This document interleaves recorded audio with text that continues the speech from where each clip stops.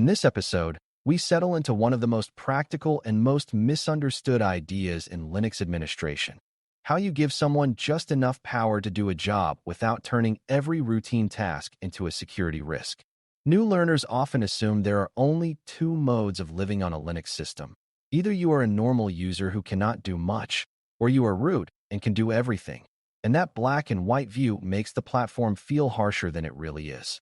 The truth is that Linux is designed to support controlled elevation, where a user can temporarily act with higher privileges in a way that leaves evidence and can be constrained. That is the space where Sudo lives, and it is also where a surprising number of mistakes happen, because convenience pressures people into shortcuts that quietly break the safety model. By the end, you should be able to explain what the sudoers file is for, how its structure expresses policy, how safe delegation works at a human and technical level, and which misconfig patterns show up most often when people are trying to be helpful. Before we continue, a quick note. This audio course is a companion to our course companion books. The first book is about the exam and provides detailed information on how to pass it best. The second book is a Kindle-only ebook that contains 1,000 flashcards that can be used on your mobile device or Kindle. Check them both out at cyber.Author.me in the Bare Metal Study Guide series. The first idea to lock in is what privilege actually means in a Linux context, because sudo is not a magic spell so much as a controlled way to borrow privilege that already exists. Most actions on a system are governed by permissions on files, processes, and kernel-managed resources, and those permissions are tied to user identities and group identities. The root account is special because it has broad authority that bypasses many permission checks, and that authority is necessary for certain system tasks, like changing network settings or installing software. Regular users operate under their own identity, and their limitations are a feature, not a flaw, because limitations are what contain mistakes and contain attackers. The challenge is that real work often requires occasional privileged actions, so the system needs a mechanism to allow temporary elevation without giving away the keys permanently. Sudo is that mechanism, and conceptually it is a policy-driven gate that says which user is allowed to run which command as which target identity under which conditions. When you introduce sudo, it helps to separate identity from authorization, because those are related but not identical. Identity is who the system believes you are, and it is established through login and authentication. Authorization is what you are allowed to do once your identity is known, and it is expressed through rules and permissions that the system enforces. Sudo sits at the point where identity is already known, but a user is asking for a specific authorization decision in the moment, like permission to run one administrative action. The system checks a policy, asks for confirmation in a controlled way, and if allowed, launches a process with elevated privileges. This means sudo is both a usability tool and a security control because it creates a narrow bridge between normal operation and privileged operation. It also means that misuse of sudo is not just about someone running a scary command, but about breaking the boundary that keeps the system predictable. The policy that governs sudo is typically described using the sudoers configuration, and understanding its structure is about understanding how policy is expressed in a readable and enforceable form. At a high level, sudoers rules answer questions like who can run something, what they can run, as whom, and from where. Many environments represent this with combinations of users, groups, host patterns, and command patterns, and the goal is to write rules that are explicit enough to be safe, but not so brittle that they collapse under normal operational needs. A beginner-friendly way to think about it is that sudoers is a set of sentences that describe an allowed action, and each sentence is evaluated when a user tries to elevate. Even if you never memorize the exact syntax, the mental model matters because the most dangerous mistakes come from writing rules that unintentionally match more than you intended. In other words, you are not only choosing what to allow, you are also choosing what not to allow by keeping your patterns narrow. A key structural concept in sudoers is that it often uses aliases or grouped definitions to avoid repeating the same patterns everywhere. This is not only about convenience, because repeated rules are a maintenance risk that can drift out of sync and create gaps. If you can name a group of users, a set of hosts, or a set of commands in one place, you can then build policies that read like a clear statement of intent. That intent is crucial in security, because the next person who maintains the system needs to understand what you meant, not just what you typed. Another structural concept is that sudoers evaluation order and specificity can matter because conflicting rules can exist, and the result depends on how the policy engine interprets allow and deny conditions. Beginners sometimes assume there is only an allow list, but real configurations often include explicit prohibitions, defaults, and constraints that alter behavior. The lesson is that structure is not decoration. It is how you keep privilege rules understandable enough to audit and safe enough to trust. Safe delegation begins with a mindset that privileges should be given to roles and tasks, not to individuals as a blanket reward. If you need someone to restart a service as part of a support duty, that does not mean they need full root access. If you need someone to view logs, that does not mean they need permission to edit system configuration. The more precisely you can define the task, the more precisely you can define the command-level permissions in sudoers. This precision helps both security and operations because it reduces the blast radius of mistakes. It also helps training because users learn the correct way to do a privileged task rather than developing a habit of logging in as root or asking for exceptions. When you keep delegation tied to specific actions, you create a culture where elevation is purposeful, brief, and explainable.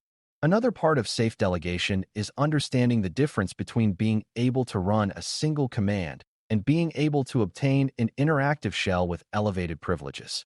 If a rule allows a user to start an interactive shell or run a command that can spawn a shell, the user has effectively been granted wide root access, even if the rule looked narrow at first glance. This is one of the easiest ways for a well-meaning configuration to become dangerously open, because people focus on the command name and forget that some commands are gateways. Editors, scripting environments, and tools that execute other programs can often be used to escape into broader privilege. The principle is that the effective power of a command includes what it can launch and what files it can modify, not just its primary purpose. For beginner learners, this is the most important conceptual warning, because it explains why some seemingly harmless allowances are treated as high risk in secure environments.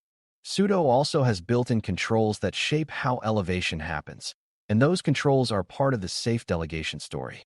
One example is requiring the user to re-authenticate with their own password before a privileged action is allowed. This helps ensure that the user is present at the keyboard and aware that they are about to perform an elevated action. Another example is the idea of a time window, sometimes called a timestamp, where a recent successful authentication allows additional sudo commands for a short period. That window can be convenient, but it also increases risk if an attacker gains access to a session during that window. Safe configurations balance usability and safety by choosing authentication behavior that fits the environment and by training users to lock their sessions. The larger idea is that sudo is not only about which commands are allowed, but also about how the system confirms intent and how it limits accidental or unauthorized reuse of elevated access. Logging and accountability are another major reason sudo is preferred over casual root usage, because sudo creates an auditable record of who did what and when. When a user uses sudo, the system can record the user identity, the target identity, and the command attempted, and that becomes part of an incident investigation trail if something goes wrong. This is not about spying on users, but about building a system where actions can be explained and reconstructed later. From a security perspective, accountability helps deter misuse and helps detect compromised accounts, because unusual patterns stand out. From an operations perspective, it helps teams troubleshoot change-related outages because the timing and nature of changes can be correlated with failures. A novice should recognize that good privilege management is not only about prevention, but also about detection and recovery, and sudo is a tool that supports those goals when configured thoughtfully. Now it is worth talking directly about common misconfig patterns, because these are the traps that show up repeatedly in labs, in practice tests, and in real environments under time pressure. One classic mistake is granting overly broad command permissions, such as allowing all commands or allowing large command sets without considering the ways those commands can be used to gain further privilege. Another mistake is using permissive wildcards for command matching, where the rule accidentally includes more programs than intended or allows flexible arguments that can change behavior in unsafe ways. A third mistake is using a rule that eliminates the need for a password in contexts where it should still be required, which can turn a stolen session into an immediate full compromise. Beginners sometimes think passwordless sudo is simply a convenience feature, but in many environments it is a high-impact decision that should be justified and narrowly scoped. The theme across these mistakes is not that sudo is dangerous, but that imprecise policy can be as risky as no policy at all. A more subtle misconfiguration involves environment handling, because programs do not run in a vacuum and the environment can influence behavior. If a configuration allows too much of the user environment to be preserved during elevation, an attacker might manipulate environment variables or paths to cause a privileged command to run something unexpected. Even without malicious intent, environment differences can cause privileged actions to behave inconsistently, which makes troubleshooting harder and increases the temptation to use unsafe shortcuts. Secure configurations often limit which environment elements are kept and ensure that privileged commands execute with known good paths and predictable settings. At an exam depth, you do not need to recite every detail, but you should understand that privilege escalation is about the whole execution context, not just the command string. If a privileged process can be influenced by untrusted inputs, it becomes a stepping stone for abuse. There is also a human misconfiguration pattern, where teams treat sudo as a way to avoid thinking about roles and separation of duties.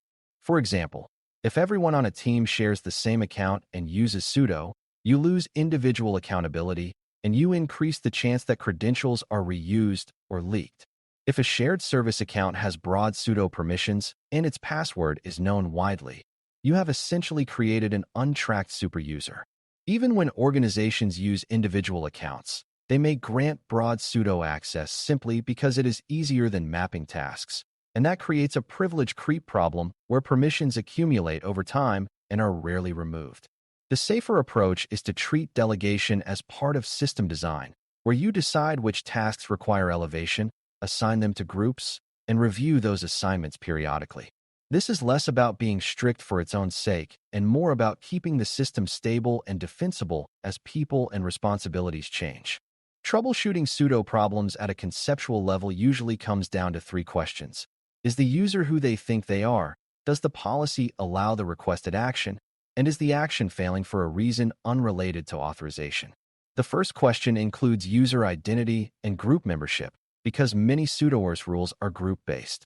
The second question includes host matching, command matching, and whether a rule is being overridden by a more specific rule. The third question matters because a user might be allowed to run a command, but the command still fails, perhaps because it expects a configuration file, a resource, or a particular runtime condition. Beginners often misinterpret any failure message as a permission denial, but a careful reader distinguishes between authorization failures and execution failures. If you hold that distinction, you will debug faster and you will avoid the dangerous habit of granting more privilege just to make an error go away. That habit is one of the fastest ways to turn a minor operational issue into a major security issue. The larger security principle behind sudo is least privilege, which means giving the minimum permissions necessary to accomplish a task for the minimum time necessary, in the most controlled way possible. Least privilege is not perfectionism, because you can still get work done, but it does require being honest about which permissions are truly required and being disciplined about not granting broad access out of convenience. When you apply least privilege to sudo, you naturally favor narrowly defined commands, explicit user and group scopes, and authentication behaviors that confirm intent. You also naturally favor auditing and periodic review, because the environment changes and the rule set must evolve without silently expanding into an unsafe state. For a Linux Plus learner, least privilege is one of the strongest cross-cutting ideas because it appears in permissions, services, network configuration, and account management, and sudo is one of the most direct places you can see it in action. By pulling all of this together, you can see sudo as a policy language for temporary privilege rather than a shortcut to avoid learning Linux permissions. The sudoers structure exists to express who can run what, as whom, under which conditions, and it is designed to be readable enough to audit and maintain. Safe delegation is about mapping permissions to tasks and roles, avoiding interactive shell-style elevation, And keeping authentication and logging as part of the experience so elevated actions remain intentional and traceable. Common misconfig patterns usually come from rules that are too broad, patterns that match more than intended, passwordless choices that increase risk, or execution contexts that can be influenced in unexpected ways. Once you can reason about Sudo in this way, you are better prepared for both exam questions and real system decisions, because you can explain not only how it works, but why a particular approach is safer and more sustainable. That ability to connect mechanics to intent is what turns privilege management from a nervous guessing game into a confident, defensible practice. Thanks for listening. For more audio courses, daily newsletters, and more, please visit baremetalcyber.com.